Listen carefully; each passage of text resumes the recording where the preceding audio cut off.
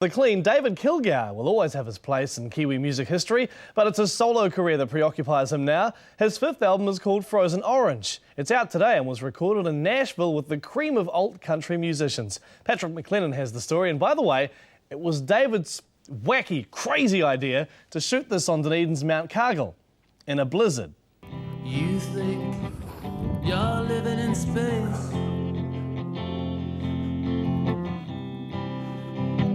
It's all over your face.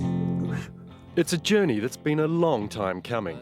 David Kilgour, one of New Zealand's most gifted songwriters, a guitarist who kick-started the Dunedin sound, has finally made his first album overseas, in the home of country music, Nashville. You lost that summer feeling long ago. Lost that summer feeling way back.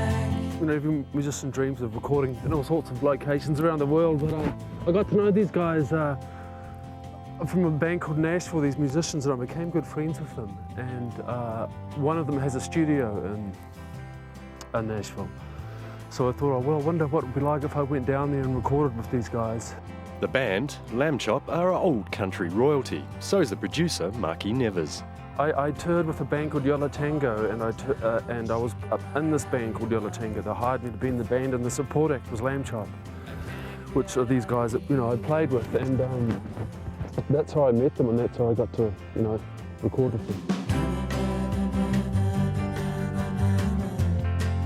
The result is Frozen Orange, an album saturated with melody and sun-kissed mood swings. I'm still playing it, which is unusual for me. Once I've actually got the finished product, that's it, I'm over it. I am kind of over it, but I am still playing it, which is unusual for me. I do like it. I think it's as good as anything I've done.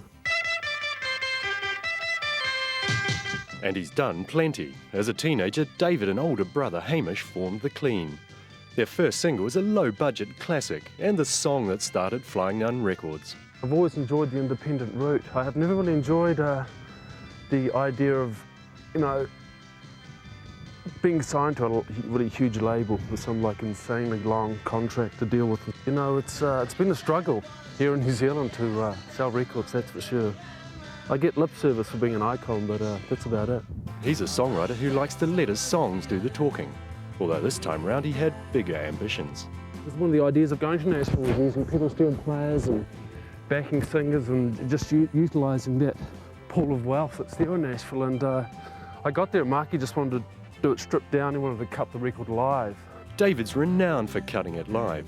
He and his band start a New Zealand tour this weekend, then embark on a 3-week tour of the States. I guess my hope is that I can just at least sustain the lifestyle that I have and be able to survive off music. But every time I put a record out, I sell a few more records, so I hope it sells a few more than last time.